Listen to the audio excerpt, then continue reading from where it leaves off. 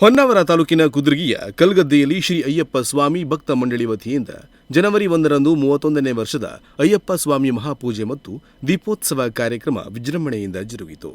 ಕುದ್ರಗಿ ಗ್ರಾಮದ ಕಲ್ಗದ್ದೆಯಲ್ಲಿ ಶ್ರೀ ಅಯ್ಯಪ್ಪ ಸ್ವಾಮಿ ಭಕ್ತ ಮಂಡಳಿ ವತಿಯಿಂದ ಜನವರಿ 1ರಂದು 30ನೇ ವರ್ಷದ ಶ್ರೀ ಅಯ್ಯಪ್ಪ ಸ್ವಾಮಿ ದೀಪೋತ್ಸವ ಮತ್ತು ಮಹಾಪೂಜೆ ವಿವಿಧ ಧಾರ್ಮಿಕ ಕಾರ್ಯಕ್ರಮಗಳೊಂದಿಗೆ ಸಡಗರ ಸಂಭ್ರಮದಿಂದ ಜರುಗಿತು. ನಾಗೇಶ್ ಗುರುಸ್ವಾಮಿಯವರ ನೇತೃತ್ವದಲ್ಲಿ ಬೆಳಗ್ಗೆಯಿಂದಲೇ ಸನ್ನಿಧಾನದಲ್ಲಿ ವಿವಿಧ ಧಾರ್ಮಿಕ ಕಾರ್ಯಕ್ರಮಗಳು ನಡೆದವು.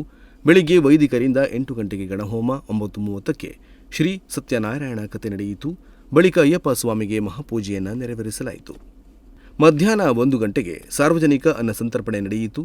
ಸಾವಿರಾರು ಭಕ್ತರು ಸ್ವಾಮಿಯ ಸನ್ನಿಧಿಗೆ ಆಗಮಿಸಿ ಅಯ್ಯಪ್ಪ ಸ್ವಾಮಿಯ ದರ್ಶನ ಪಡೆದು ತೀರ್ಥ ಪ್ರಸಾದ ಸ್ವೀಕರಿಸಿ ಕೃತಾರ್ಥರಾದರು.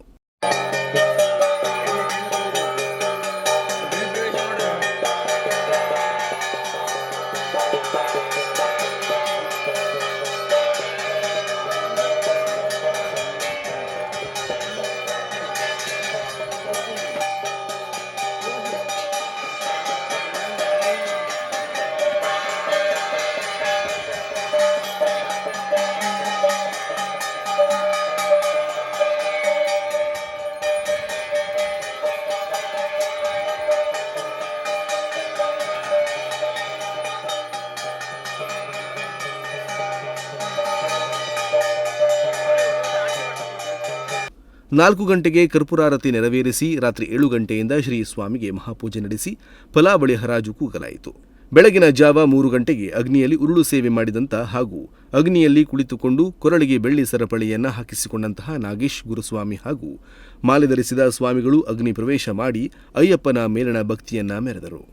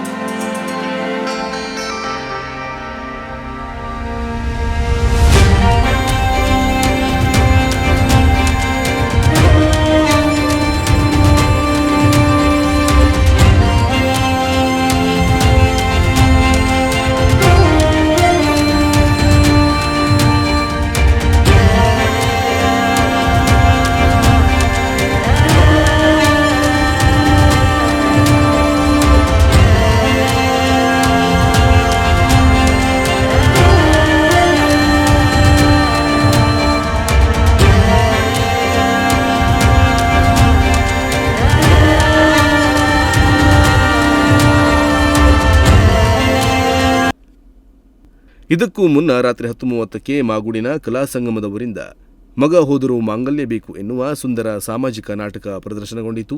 ಇನ್ನು ಜನವರಿ 4ರಂದು ವ್ರತಾಧಾರಿ ಸ್ವಾಮಿಗಳ ಇರುಮುಡಿ ಕಟ್ಟು ಕಾರ್ಯಕ್ರಮವಿದ್ದು ಸಂಜೆ 5 ಗಂಟೆಗೆ ಶಬರಿಮಲೆ ಯಾತ್ರೆಗೆ ಹೊರಡಲಿದ್ದಾರೆ.